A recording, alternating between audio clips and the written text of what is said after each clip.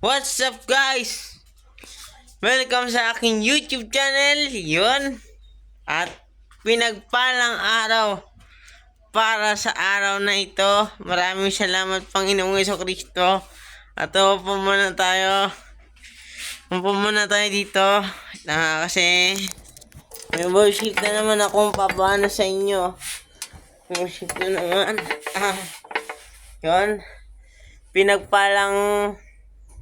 Pinagpalang hapon para sa inyo lahat dyan na nanonood sa akin.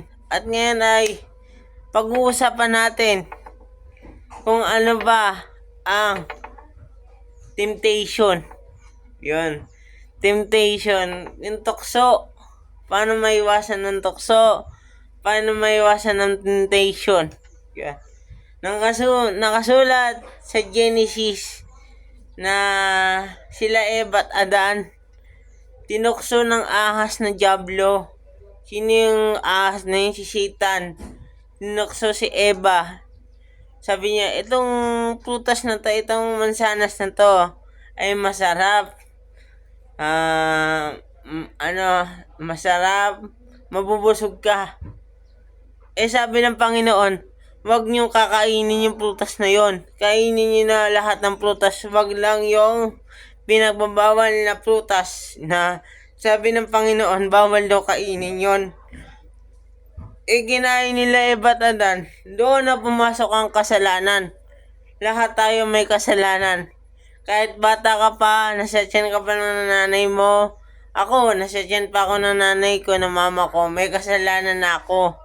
Ganon katindi ang kamandag ng kasalanan. Na hindi ka pa napapanganak sa mundo, may kasalanan ka na. Dahil sila Eva at Adan ang pasimuno ng kasalanan. Yon. Sa panahon ngayon natin, ang temptation ay ginagawa ni Satan. Lahat ng temptation ngayon. Kunyari, temptation. Kunyari,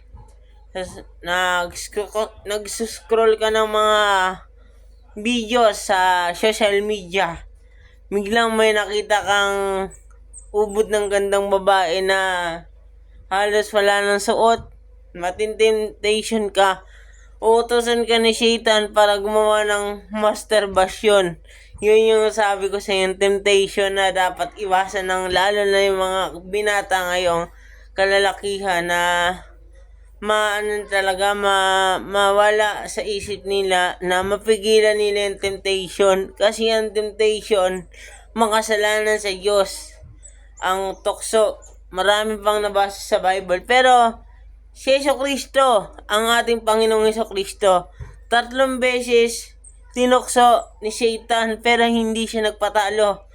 Na tagumpayan niya ang tatlong pagsubok na ibinigay sa kanya, 3 tukso na tagumpayan niya. Una, yung dahil gutom na siya, wala na siya nakain si Jesucristo.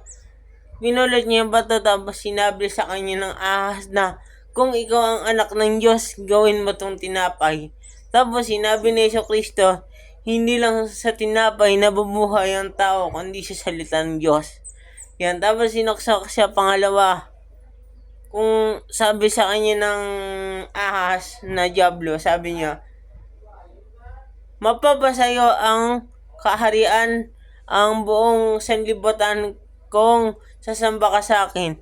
Sabi ng Panginoon natin, Jesucristo, sabi niya, dapat ang sambahin lang natin ay ang Diyos Ama natin na sa langit.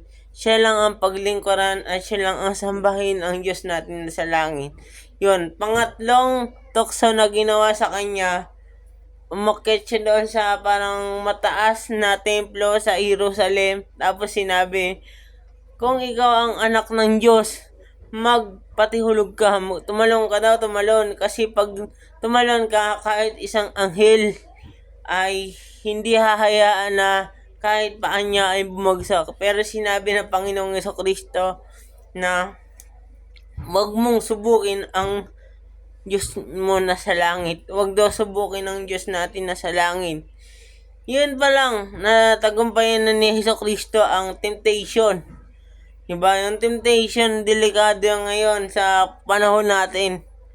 Kung magsi-search ka pa lang ngayon sa, sa sa Facebook, sa TikTok, sa YouTube, hindi na ka nais-nais. Nandun na yung pagnanasa natin, pagnanasang laman na dapat sinabi ng Diyos, kung sino man ang tumingin sa babae na may pagnanasa ay makasalanan na. Ibig sabihin, tumingin na sa babae, makasalanan na. At yun ang temptation. Ang ibig kong sabihin na temptation sa panahon ngayon, kung ano nakikita natin sa social media, scroll natin. Huwag natin ipadala sa temptation. Lalo na yung masturbation kasi temptation yun na paulit-ulit ginagawa ni Satan sa iyo na yung masturbation di mo mapigilan, araw-araw mong ginagawa, lagi mong ginagawa. Sabi sa'yo, temptation, malupit yun. Kunyari sa pagkain, kunyari ikaw high blood, tapos gusto mong kainin, tinitemptation ka na gusto mong kainin mga baboy, mga lechon, mga chicharon, yun. Dahil bawal sa'yo, dahil pag kumain ka yun ay high blood ka, mamatay ka. Kaya naninira si Satan gusto niyang sirain ang buhay mo. Gusto niyang sabihin sa'yo na yung temptation, gawin mo. Mahulog ka sa temptation kasi akin yan, sa akin yan mapupunta pag may nangyari masama. Dapat tayo mga Kristiyano, be aware tayo sa temptation. Diba? Tayo mga tao, lagi tayong tinitemptation. Ang mabuti lang natin gawin ay magdasal sa ating Panginoon sa langit at sa ating Panginoong Jesucristo. Lagi lang tayo humingi ng tulong sa Kanya na, Lord, sana matagumpayan ko po yung temptation. Sana po lahat ng tukso ay hindi ko pa magawa. Pati yung kunyari nagkagalit ka. Kunyari gusto mo manapak, temptation din yan temptation. Yung galit mo, ay, sige, suntukin mo yan.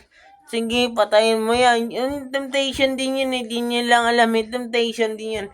Maraming yung temptation, kasi lahat ng temptation, galing kay Satan lahat ng temptation.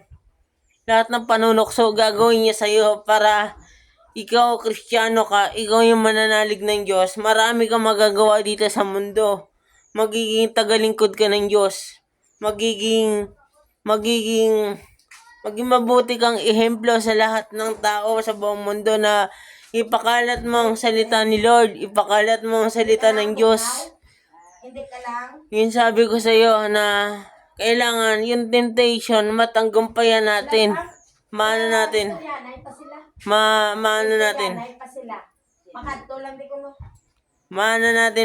Patagumpayan natin yung temptation. Mapatagumpayan natin yung temptation.